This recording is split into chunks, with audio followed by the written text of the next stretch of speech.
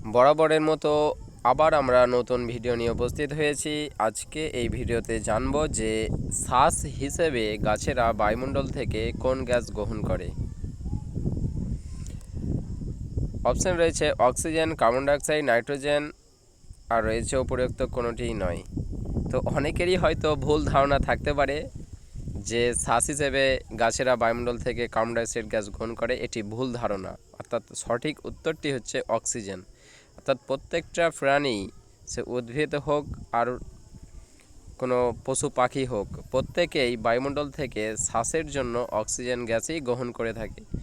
আর গাছেরা বায়ুমণ্ডল থেকে carbon dioxide গ্রহণ করে সালোক সংশ্লেষ প্রক্রিয়াটি সম্পূর্ণ করার জন্য।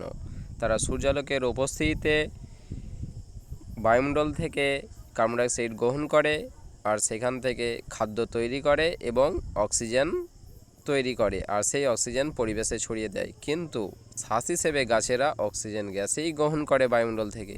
এই কারণে একটা কথা প্রচলিত আছে যে রাত্রিবেলায় গাছের তলায় যাওয়া নিষেধ।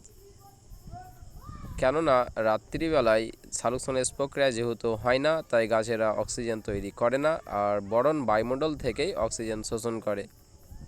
তাই এখানে সঠিক উত্তরটি হচ্ছে অক্সিজেন।